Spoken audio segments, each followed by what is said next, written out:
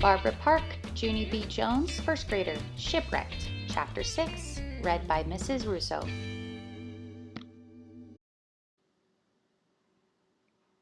In Chapter 5, we made predictions. My prediction was that Junie B is going to want to be Christopher Columbus, and so is Jose, so there might be a big problem.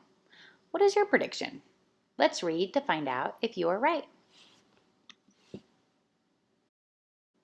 Chapter 6, Teamwork. After we got back from recess, Mr. Scary went back to the board. Okay, everyone, it's time for the big event, he said. We're going to begin choosing our play parts now. We'll start with Junie B and Jose. Are you two ready to go?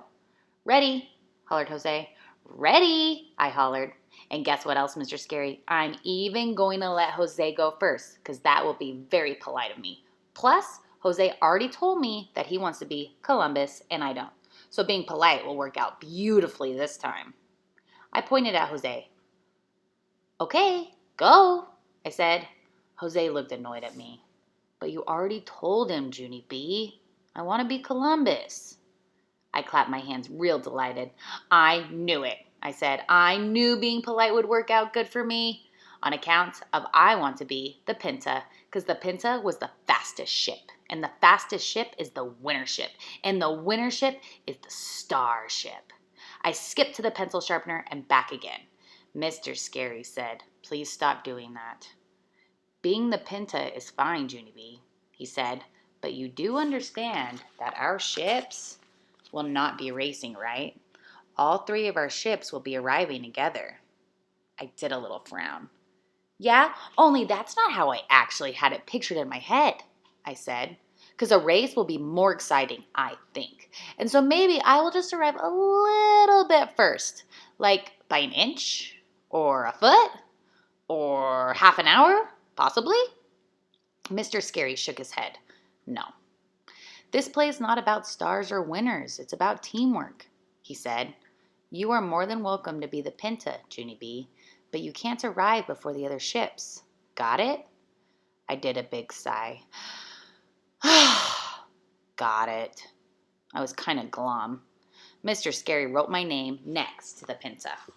Then he called on the other children to choose their play parts too.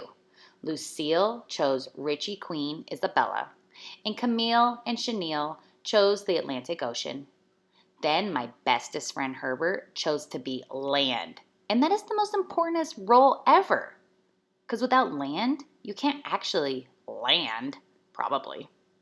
After Herb, lots of other children picked their parts too.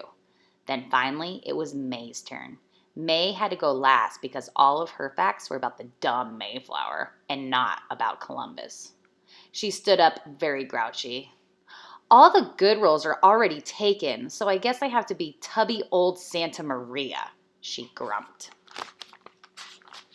Mr. Scary wrote her name on the board. The Santa Maria is an excellent choice, May, he said. The Santa Maria was the biggest ship, and it carried Columbus, you know? May sat up a little bit straighter. It did? She said. It really did? It carried Columbus? Nobody told me that. She reached over and tapped on me. I bet you didn't know that either, did you, Junie B. Jones? If you knew that, I bet you'd have chosen the Santa Maria, she said.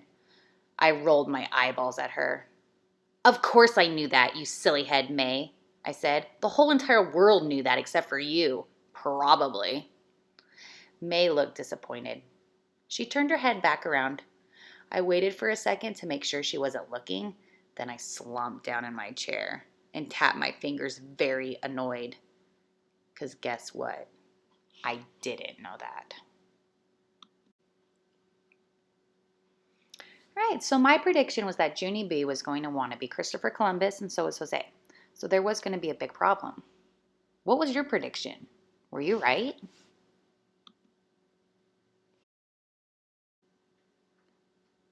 I was halfway wrong. I am so surprised that Junie B wants to be the Pinta. I think she regrets choosing that part right now because it sounds like the Santa Maria may be a better part because it holds Christopher Columbus. Was your prediction correct?